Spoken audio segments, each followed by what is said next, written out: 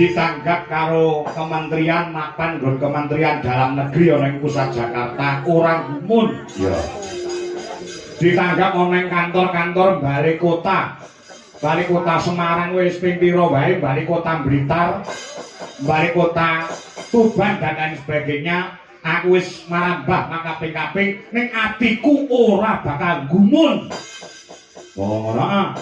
Ditanggap ning tengah alun-alun aku ya ora gumun, ning nek bengi iki aku gumun setahun jengleng selendeng ing atase wayangan ning pucuk gunung ning disulap dadi papan sing endah, dadi gedung pertemuan yang hebat. Kula tepuk tangan buat panjenengane sing kagungan dalem. Pak Karmin Buratni. Oh ngono. Iki ngisor iki dalan lho. Dalan heeh. Aku mau wis sore mau mang survei, heeh nganti tekan mburi kono. Waduk utawa bendungan Jelatah iki ketok. Oh, ngono. Ngono lek kowe ditanggap ning nggon sing kota-kota ngono ora gumun. Ing atase lugune ora duwe latar paribasane ning kersa nanggap dibudidayakne supaya iso kelakon pagelaran wayang kulit. Pancen ya kaya ngono. Iki sak nggo traktat iki tok entek pirang puluh yuta jajal pikiran. Oh, ngono ya iya. Iki bot-bote apa to? Ana tetembungan anak polah bapa kepradah. Oh. Lire piye? Panjenengane sepisan Pak Tarmin. Ya. Nalika biyen duweni unek-unek ana jroning ati. Merga putrine penjane Pak Tarmin saha Ibu Katmi kuwi mung siji no. Oh, ngono.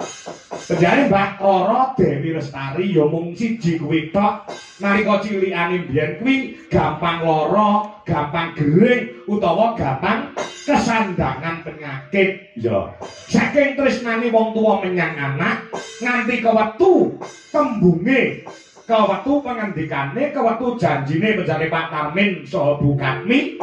Nduk kowe sehat tok, kowe warasa nduk Dewi Lestari. Sok nek kowe sehat, kowe waras diparingi panjang umur. Sok nalika kowe entuk jodoh, nalika kowe pas rabi tak tanggapke wayang. Alhamdulillah Gusti Allah Subhanahu wa taala ijabahi apa sing dadi ujare panjenengane Bapak Tarmin saha Ibu begiki wis kelakon dalam rangka miwuh putra Mahardya Siwi panjenengan Mbak Dwi Lestari lawan Raka Mas Bagus Anwar bisa gelar pagelaran wayang kulit. Dengan demikian para tamu undangan yang dihadirkan utawa diundang pada malam hari ini sebagai saksi dan sebagai bukti bahwasanya utange panjenengane Pak Tarmin wis disaur lunas-nas, wis ora ana sing utang, ora ana sing ngutangake, disaur lunas begiki wis ora ana sing utang meneh, wis nir ing sambekala utange wis dilunasi dalu menika. Tak tunjeng. Yo.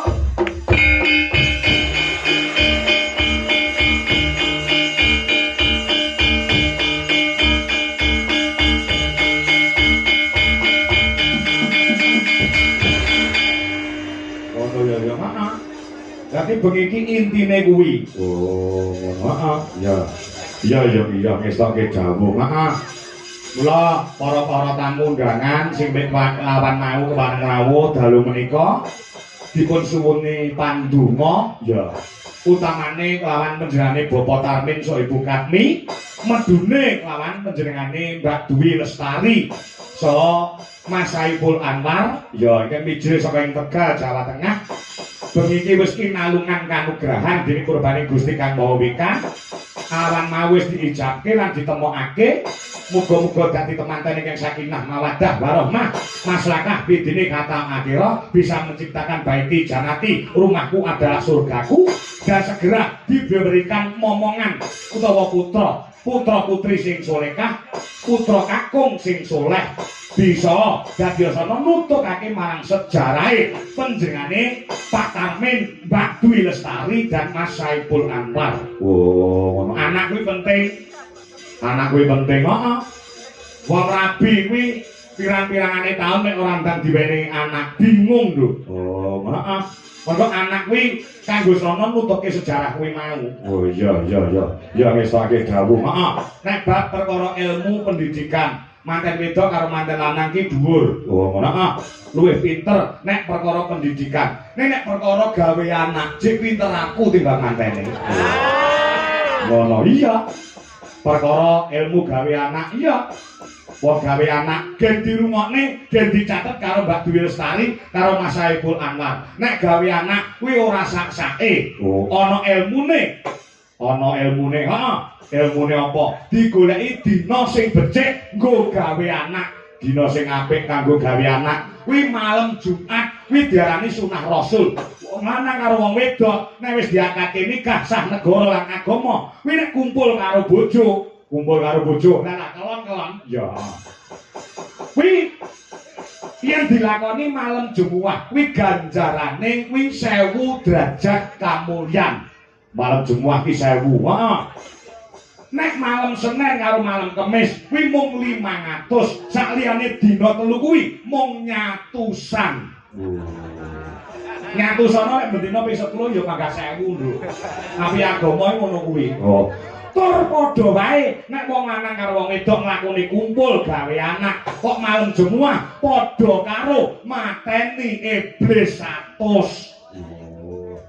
Oh, lanang karo wong wedok nek malam Jumat kumpul padha karo mateni iblis 100. Heeh. Pamane Mas Saiful kuwi gaweane akeh. Nganti lali, Mbak Dwi Lestari kok kudu ngelekne. Ngelekne piye? Bar ngisake dheleke Mas Saiful. Nuwun sewu apa ora pengin mateni iblis 100 ngono pamane. Heeh. Iya. Wong gawe anake ana pantangane. Ana. Aja gawe anak pas ra nang omah.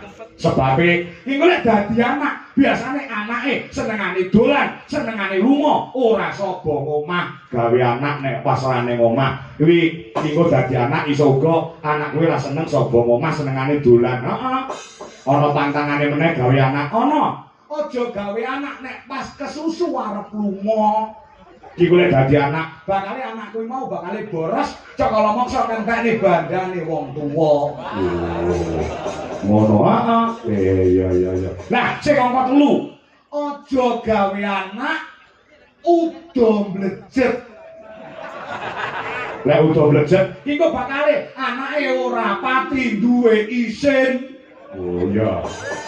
Udah negarane cekala mangsa ora dienggo tur ya ora duwe isin. Oh, sik Pak. Aku tak takon mumpung sampeyan ngendika. Monggo jenenge wong lanang karo wong wedok kuwi nek kumpul nek ora udah mlejet, ora marem, iso disikapi men duwe anak sing duwe isin. Sikapane piye? Oleh udah mlejet ning ora ketang selembar kain nemplek ana ing awak. Contoh upamane nek ora mlejet ora marem, kuwi sing wedok nganggo kaos kaki tok sisih ora apa-apa. Oh, ngono. Sing lanang nganggo kopiah tok ora apa-apa. Nek yoga ya nganggo blangkonan tok.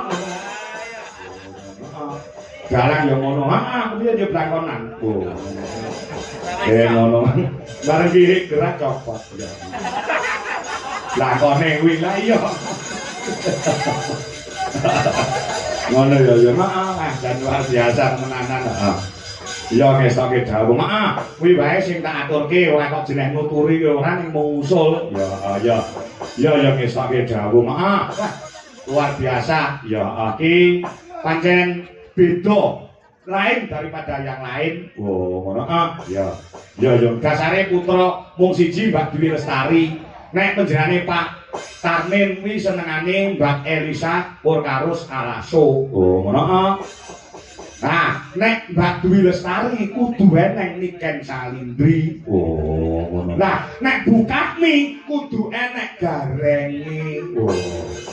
Lah wong telu duwe karep dhewe-dhewe ning kabeh disembadani. Mula tak kira bengi iki mempancarkan rekor di Kabupaten Karanganyar sing wis wani wayangan bintang tamune Niken Elisa karo Gareng cuma ada di Blodro Tlobon Jatiyoso panjenengane Pak Tarmin saha Bukatmi. Mula kanca-kanca tepuk tangan buat beliaunya berdua. Ngono ya ya. Heeh, wong dasare kiai sukses kono. Kiai sukses Pak Tarmin. Heeh. Biyen awake dhewe tau ditanggap ning nggon bakul bola pecah kuwi, bola pecah. Heeh. Sinden-sinden mulai digawani ciduk, digawani ember. Ngono, heeh. Aku biyen tau ditanggap tukang mebel ngono, makasane aku digawani meja kursi, ya sinden-sinden ya digawani dinglik cilik-cilik saka kayu. Lah, gandeng iki panjenengane Pak Tarmin iki pengusaha pedagang bakso sing sukses. Iku bakale sinden mulai digawani pentol karo Pak Tarmin. Pentole sapa? Ya pentole Pak Tarmin. Ngono ya ya iya. Ah ya. Jan luar biasa temenanan. Ya ya. Ku dasare pirang dina kepungkur kae menjadi Pak Tarmin wis utusan karo Duta Mungkasi. Ya. Ngono ya heeh tindak gone dhewe menehi tonjokan ya Kang Sato paring pelunasan. Oh, lunasi awake dhewe. Heeh. Dadi ket seminggu kepungkur ke awake dhewe wis lunas lho. Dadi bengi iki acarane awake dhewe nyaurutan. Iya. Heeh, ya. Esoke dawuh. Maaf, matur sembah nuwun muga-muga dari Pak Tarmin sak keluarga Brek Agung ingkang mapan wonten ing Blodro Klobo Jatiyoso tansah pinardawa ingkang mulyan. Kang Sarto pinaringan bagas kewarasan sehat walafiat. Ya, pinaringan rezeki ingkang kathah melimpah, panjang yuswa ing kebak barokah, selamat dunyane, selamat akhirat. Allahumma hasbunallahu wa ni'mal wakil.